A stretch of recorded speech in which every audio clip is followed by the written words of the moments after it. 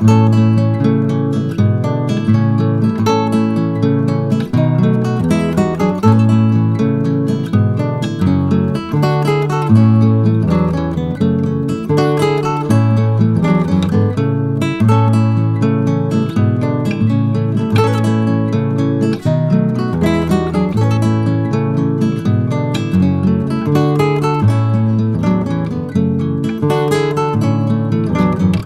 All, అందరు ఎలా ఉన్నారు? This is Kalpana Punnam. Welcome to our channel Kalpana ముచ్చట్లు. మీలో ఎవరైనా మన ఛానల్ని ఫస్ట్ టైం చూస్తున్న వాళ్ళు, లేదు అంటే ఇంకా సబ్స్క్రైబ్ చేసుకోకుండా వాళ్ళు, ప్లీజ్ డూ సబ్స్క్రైబ్ అండ్ పక్కనే ఉన్న బెల్ ఐకాన్ని క్లిక్ చేయండి. సో నేను న్యూ లోగ్ పెట్టకన్నా మీకు నోటిఫికేషన్ అనేది వచ్చేస్తుంది. అండ్ ఈ వీడియో తప్పకుండా అందరూ ఎండ్ వరకు చూసి లైక్ చేసి అండ్ మీ ఫ్రెండ్స్ అండ్ ఫ్యామిలీస్కి అయితే తప్పకుండా షేర్ చేయండి. ఆప్టికల్స్ యూజ్ చేస్తున్న వాళ్ళు కానీ, లేకపోతే సర్జరీకి వెళ్దాం అనుకున్న వాళ్ళు, ఆల్రెడీ చేయించుకున్న వాళ్ళు కానీ, ఎవరికైనా హెల్ప్ అవుతుంది అనేసి నేను అనుకుంటున్నాను. నేను ఐ సర్జరీస్ వచ్చేసి డే ఆఫ్టర్ డేనే చేయించుకుంటున్నాను, గ్యాప్ అనేది లేకుండా. అండ్ ఫస్ట్ డే ఈరోజు ఐ సర్జరీ అయిపోయిన తర్వాత ఇలా ఇంటికి వచ్చిన తర్వాత కంప్లీట్గా ఇంకా ఫుల్ రెస్ట్. మా మమ్మీ శ్రీయుకి మెహందీ పెడుతుంది.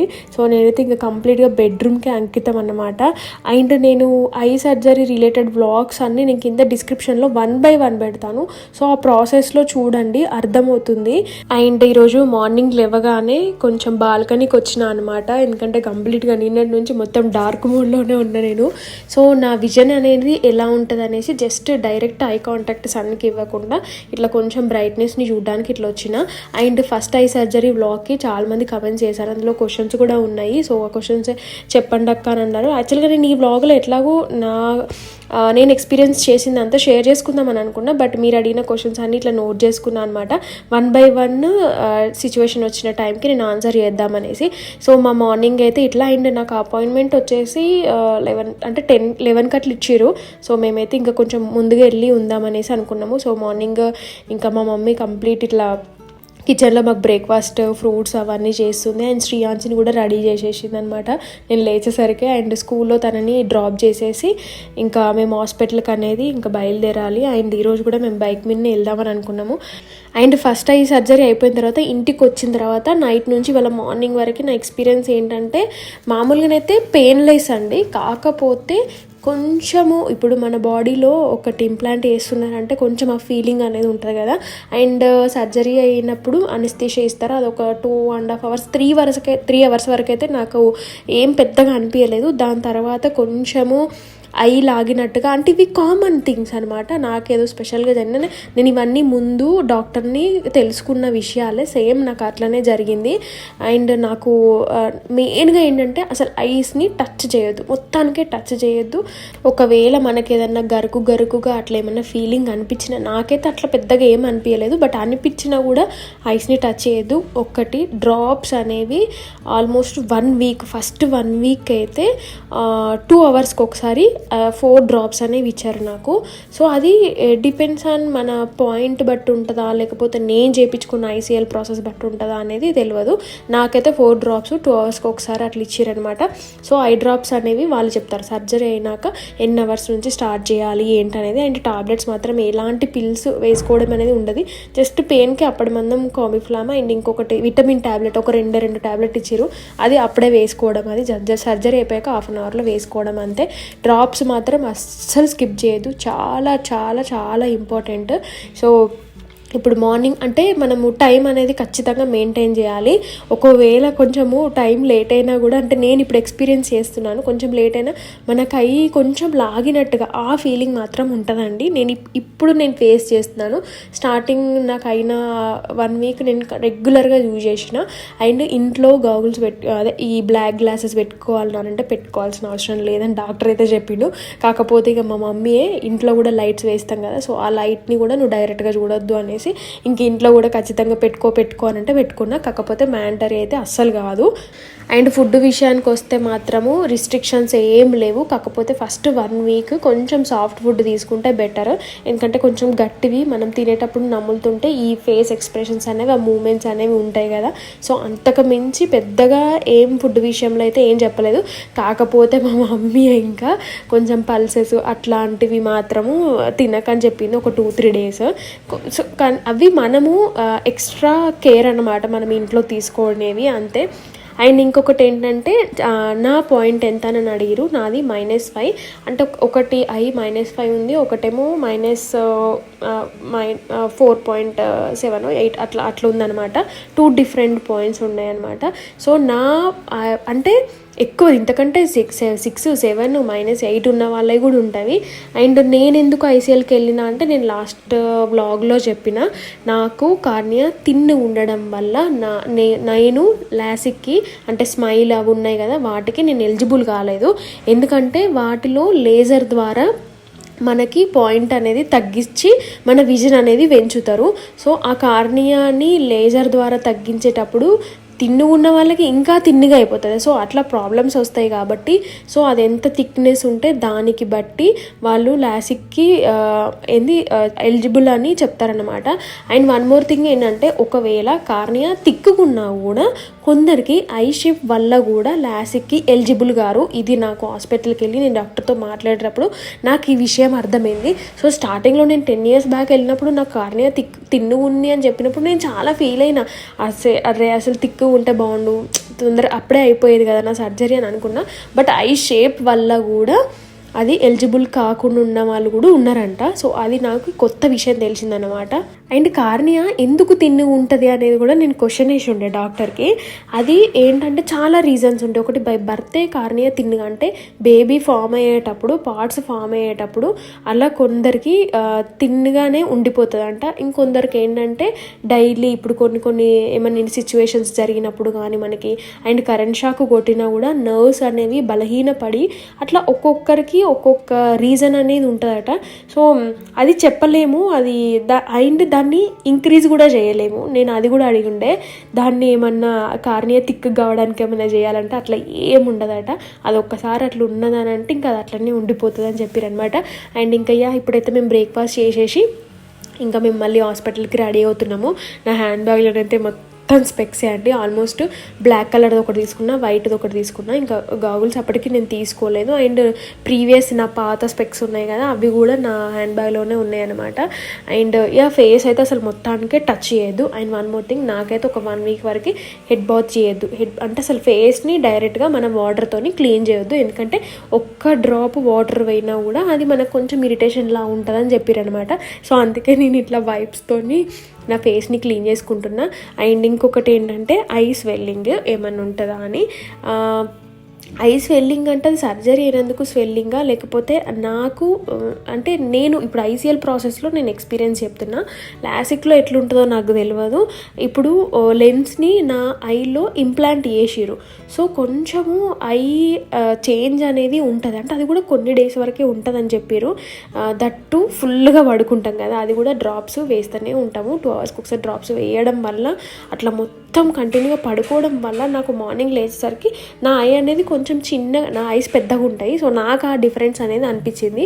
కొంచెం ఐ చిన్నగా అయింది, కొంచెం అంటే ఉబ్బినట్టుగా. ఇప్పుడు మనం ఎక్కువ నిద్ర లేకపోయినా కూడా కొంచెం ఉబ్బుతాయి కదా. సో అట్లా నాకైతే ఐలో ఒక ఫీలింగ్ అయితే అనిపించింది.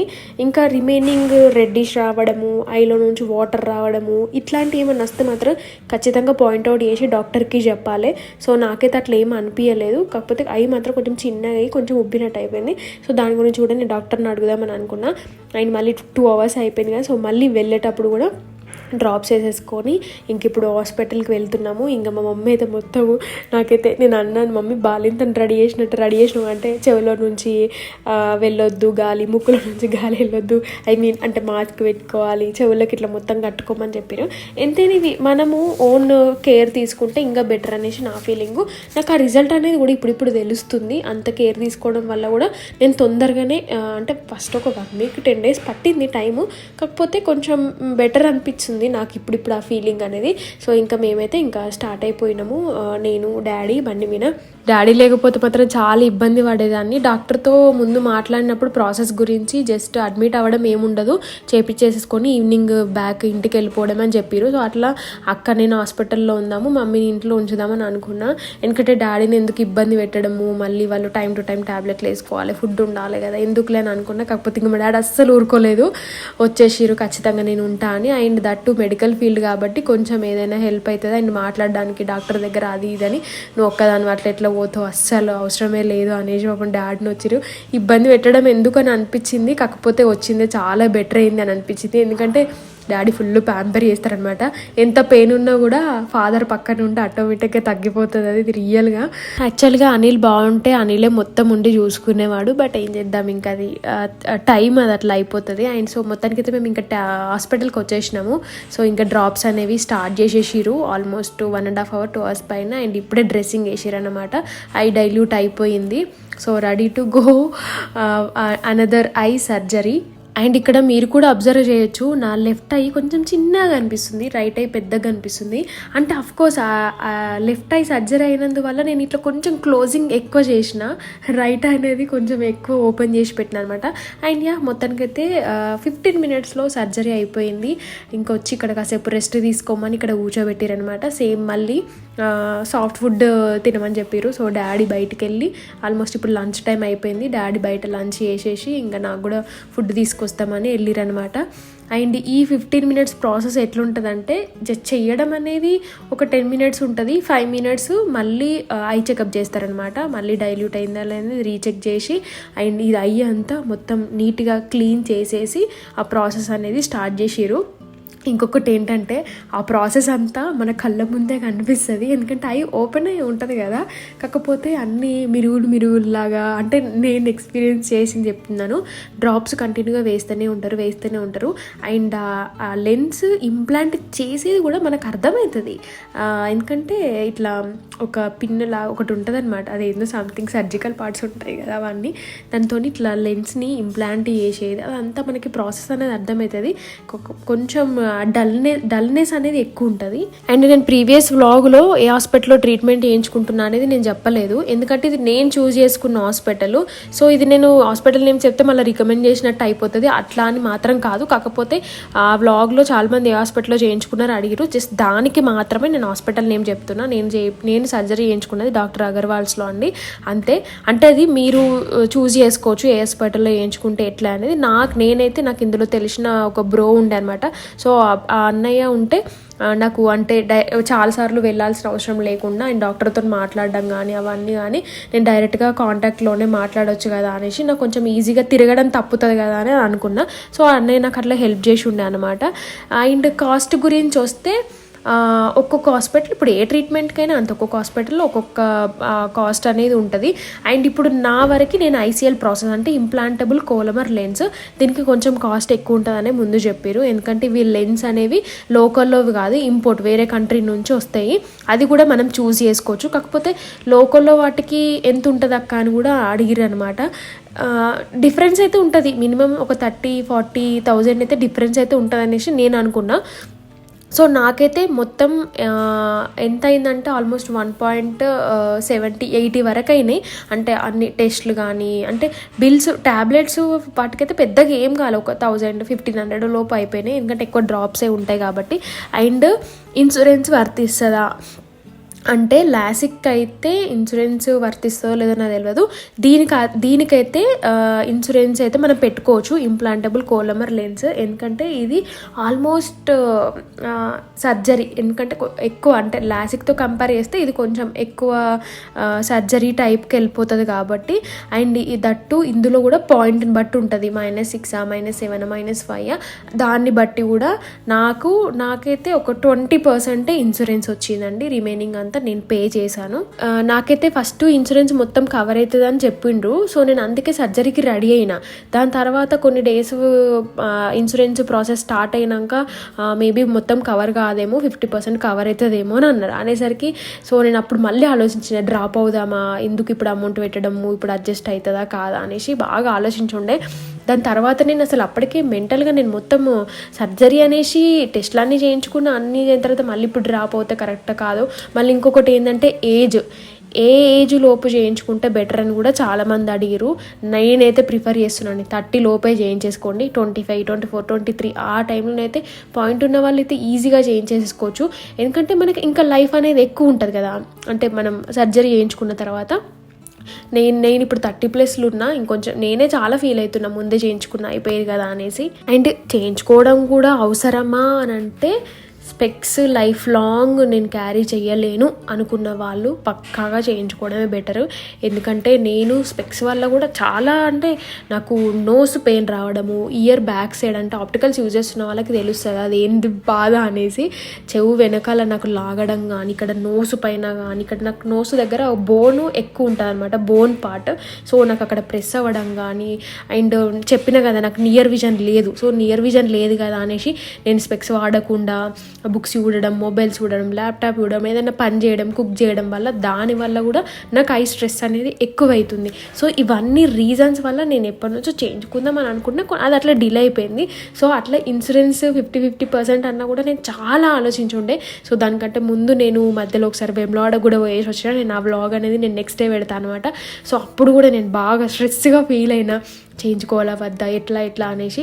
సో అనిల్కి చెప్పి నేను అనిల్ని టెన్షన్ పెట్టలేను. ఇంట్లో అత్తయ్య మామయ్య వాళ్ళు ఫంక్షన్ బిజీలో ఉండే అనమాట. సో ఇంకప్పుడు మళ్ళీ డాడీని అడిగిన, ఏం చేద్దాం డాడీ మళ్ళీ ఇప్పుడు 50% అంటున్నారు అని. ఎందుకంటే నేను మెంటల్గా ప్రిపేర్ అయిపోయినా మొత్తం ఇన్సూరెన్స్లో కవర్ అయిపోతుంది అనేసి. సో ఆల్ ఆఫ్ సడన్ అట్లా అనేసరికి నేను మస్తు కన్ఫ్యూజన్లో పడి ఉండే.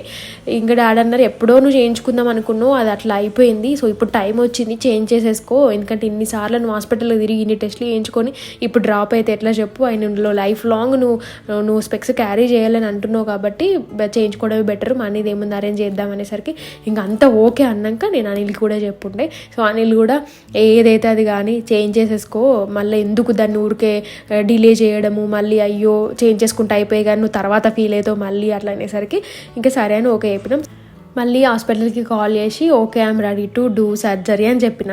ట్విస్ట్ ఏంటంటే 1 ఐ సర్జరీ అయిపోయిన తర్వాత ఆ రోజు నాకు ఇన్సూరెన్స్ మెసేజ్ వచ్చింది. జస్ట్ ఒక 20% మాత్రమే నాకు కవర్ అయింది. రిమైనింగ్ అంతా ఇక పే చేసి ఇంకా అయిపోయినాక ఇంకేం చేయలేం కదా. సో అట్లా రిమైనింగ్ అమౌంట్ అంతా పే చేసేసి ఉండే. సో ఫైనల్లీ నా ఇన్ని ఇయర్స్ నుంచి అనుకుంటున్నా స్పెక్స్లెస్గా ఉండడం అనేది. సో ఈ రోజుతో నా 2 ఐ సర్జరీస్ అయిపోయినాయి. ఆయన ఇంటికి వచ్చేసినాము, కొంచెం సాఫ్ట్గా బిస్కెట్స్ అండ్ టీ అట్లా తాగుండే అనమాట. దాని తర్వాత డాడీ వెళ్ళిపోయారు ఇంకా ఊరికి, మమ్మీ మాత్రం ఉన్నారు. ఎందుకంటే ఇప్పుడు ఖచ్చితంగా ఉండాలి చూసుకోవడానికి, ఎందుకంటే 1 week to 10 days full rest అన్నమాట. అండ్ ఈ ఐసీఎల్ ప్రాసెస్ చేసుకుంటే ఇంత అవుతుందా అని కూడా మీరు అడగవచ్చు. అలా ఏం లేదండి, డిపెండ్స్ ఆన్ నా ఐసైట్ అండ్ నా లెన్స్ అండ్ నా ఐ స్ట్రక్చర్ అనేది తీస్తారనమాట లెన్స్ని కస్టమైజ్ చేయడానికి. సో అది కూడా అన్నీ కలిపి వాళ్ళు అమౌంట్ అనేది చెప్తారనమాట. అది కూడా ఒక్కొక్క హాస్పిటల్లో ఒక్కొక్కలా ఉంటుంది, ట్రీట్మెంట్ని బట్టి కూడా ఉంటుంది. అండ్ మెయిన్ ఇంపార్టెంట్ సర్జన్ కూడా చాలా ఇంపార్టెంట్. సర్జన్ని బట్టి కూడా మనకి అమౌంట్ అనేది ఉంటుంది అనమాట. సో అట్లా నాకు అంత అమౌంట్ అనేది అయింది. ఇప్పుడు ఏంటంటే ఎలాంటి జాగ్రత్తలు తీసుకోవాలి అని అంటే, ఒక 1 వీక్ వరకు అయితే బయటకు వెళ్ళొద్దు అని చెప్పారు. ఒకవేళ వెళ్ళాల్సి వస్తే మాత్రం బ్లాక్ గ్లాసెస్ ఉన్నాయి కదా అవి యూజ్ చేయాలి. కళ్ళని అస్సలు రబ్ చేయొద్దు. 1 వీక్ వరకు హెడ్ బాత్ చేయొద్దు, ఫేస్ వాష్ చేయొద్దు, డైరెక్ట్గా ఒక డ్రాప్ కూడా ఐలోకి వెళ్ళొద్దు. అండ్ ఐలో ఏమైనా డస్ట్ ఉన్నా కూడా హ్యాండ్స్ని నీట్గా క్లీన్ చేసేసుకొని, అంటే ఇట్లా బూజుల్లాగా వస్తాయి కదా మనం డ్రాప్స్ వేస్తుంటే, సో అది కూడా నీట్గా కాటన్తో తీయాలని చెప్పారు అనమాట. డ్రాప్స్ని మాత్రం అస్సలు స్కిప్ చేయొద్దు. మరీ చెప్తున్నా, ఎవరైనా నెక్స్ట్ ప్రాసెస్కి వెళ్ళాలనుకుంటే. మీరు చూస్తున్నారు కదా నేను 2 hours ఒకసారి ఖచ్చితంగా డ్రాప్స్ అనేవి యూజ్ చేస్తున్నా. పెయిన్ గురించి అడుగుండే, పెయిన్ ఏమి ఉండదు, కాకపోతే కొంచెం లాగినట్టుగా ఉంటుంది. కాకపోతే నిద్ర మాత్రం మంచిగా పోవాలి. మనం ఎంత మంచిగా నిద్రపోతే అంత బెటర్ అనేసి నా ఫీలింగు.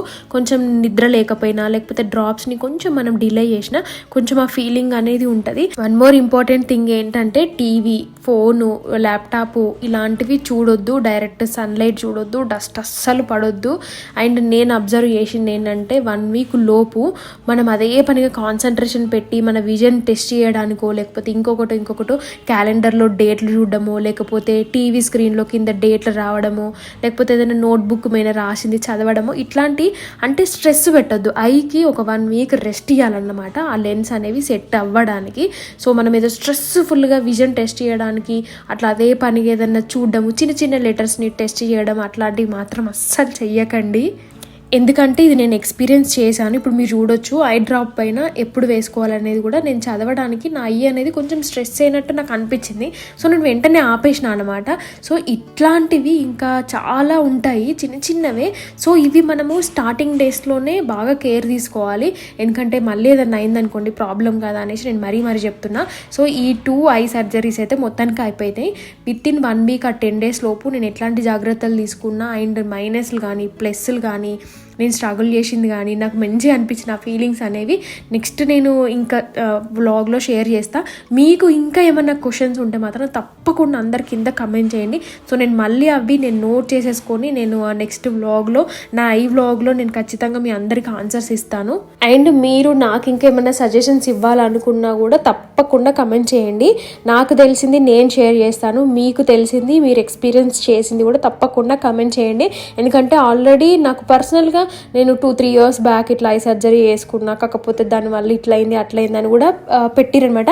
అంటే మీరు ఏమన్నా మిస్టేక్స్ చేశారా లేకపోతే ఏం చేయకపోయినా అట్లా అయిందా, ఎలాంటి కేర్ తీసుకోవాలి ఏంటనేది కూడా సో నాకు తెలిస్తే ఇంకా నేను కూడా బెటర్గా టేక్ కేర్ చేసుకుంటా కదా. So that's it all today vlog. మీ అందరికీ నచ్చిందని అండ్ ఎంతో కొంత హెల్ప్ అవుతుంది అనేసి నేను అనుకున్నా. అండ్ తప్పకుండా అందరికీ మీ ఫ్రెండ్స్ అండ్ ఫ్యామిలీస్కి ఖచ్చితంగా ఈ వ్లాగ్ అనేది షేర్ చేయండి. దీని రిలేటెడ్ అన్ని కింద నేను డిస్క్రిప్షన్లో వ్లాగ్స్ 1 by 1 ప్రాసెస్లో పెట్టారనమాట. సో తప్పకుండా అందరు చూడండి అండ్ తప్పకుండా అందరు లైక్ చేయండి. ప్రతి ఒక్క వ్లాగ్లో మా శ్రీయాన్సిది లాస్ట్ డోస్ ఉండాలంట, అందుకే ప్రతి దాంట్లో శ్రీయుది యాడ్ చేస్తున్నా ఈ మధ్య. అండ్ ఇంకా సబ్స్క్రైబ్ చేసుకొని వాళ్ళు ఉంటే ప్లీజ్ డూ సబ్స్క్రైబ్. చాలా మంది చూస్తున్నారు, చాలా హ్యాపీగా ఉంది.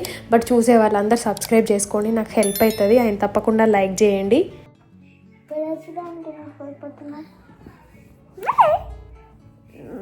చలో బాయ్ చెప్పు. Bye, good night, sweet dreams, take care, bye. Do subscribe, like, bye bye bye bye. Please do subscribe and like చేయండి. Good night.